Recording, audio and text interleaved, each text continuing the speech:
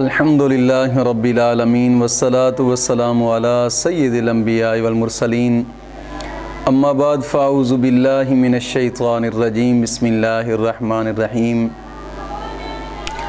روحانی پاورفل وظائف میں سے آج ایک اہم وظیفہ دوستوں کی نظر کرنا ہے، جو کہ 28 شعبان المعظم کا ایک خاص وظیفہ ہے، کیونکہ کافی دوست احباب کومنٹ میں، میرا ایڈمن مجھے بتا رہا تھا کہ کومنٹ میں ایک پیغام آیا ہے کہ کوئی دعا قبول نہیں ہوتی، اور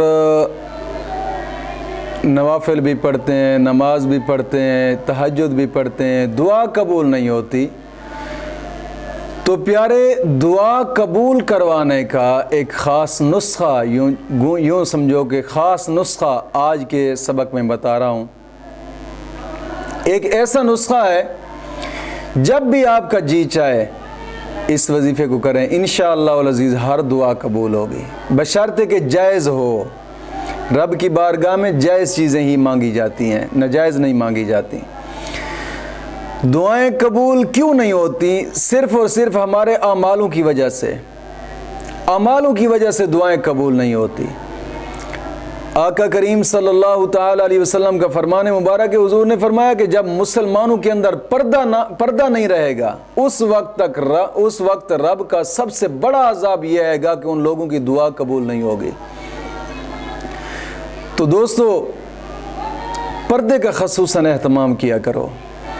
نماز کی پابندی لازمی کرنی ہے، ہر نماز کے بعد 11 مرتبہ کلمہ طیبہ اور 11 مرتبہ درود پاک ضروری پڑھنا ہے، اور کوشش کریں کہ گناہوں سے بھی توبہ کریں۔ آگے رمضان شریف آ رہا ہے، اور رمضان شریف میں خصوصاً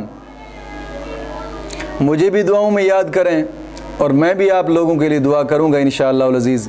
اپنے گناہوں سے توبہ کریں، روزے رکھیں، رب کے ساتھ منسلک ہو جائیں، دین متین کے اوپر چلنے کی کوشش کریں۔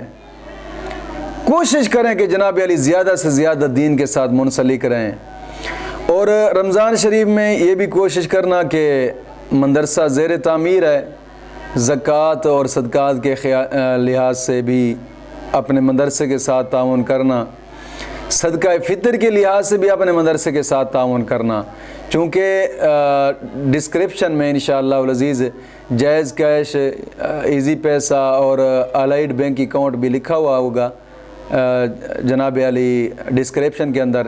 کوشش فرمائیں کہ اپنے صدقہ خیرات کے ساتھ ہی مدرسے کے ساتھ بھی تعاون ہو جائے گا، مسافر طلباء ہیں یہاں بھی تعاون ہو جائے گا، اور یہ چیزیں دعاؤں کے قبولیت کے ساتھ ساتھ بڑا ہی تعاون رکھتی ہیں۔